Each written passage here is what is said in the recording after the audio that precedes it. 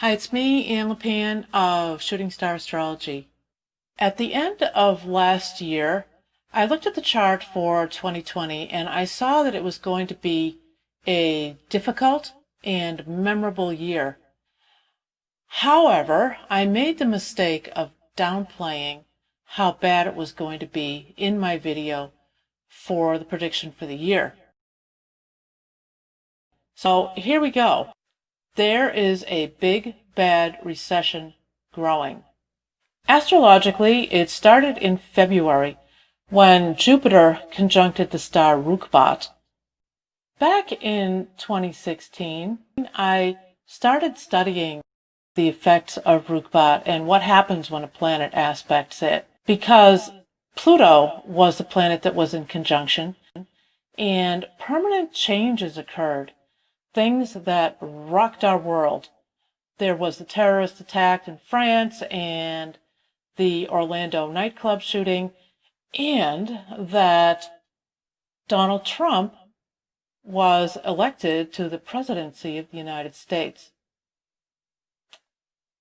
This year, it was Jupiter that conjuncted Rukbat, and Jupiter causes things to happen in a really big way. What this conjunction does is that it disrupts world economy and creates a large wealth gap between people who are financially secure and those who are not. There are times in Jupiter's 12-year orbit that it comes into conjunction with something and then it goes retrograde and hits it again and then comes back and hits it again.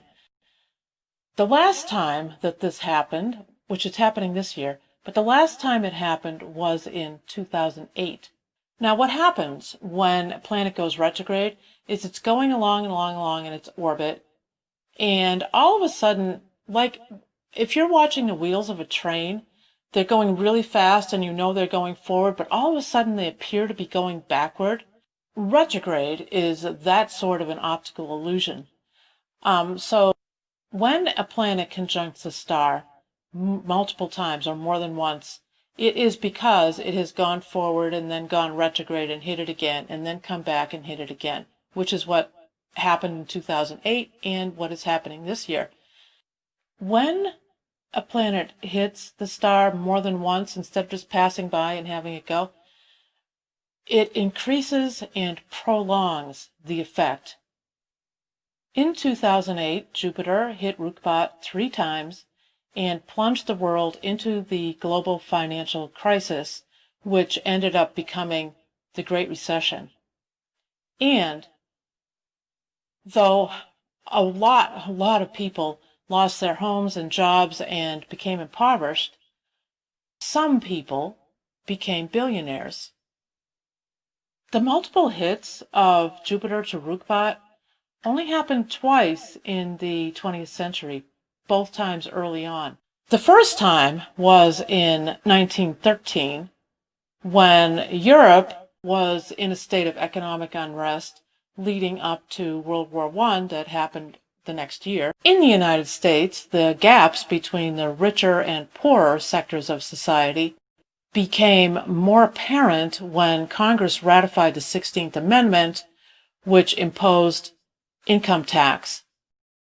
Not only that, but the Federal Reserve Bank was formed, which, coincidentally, bailed out the banks in 2008. The other time that Jupiter-Rukbat conjunction occurred was in 1925.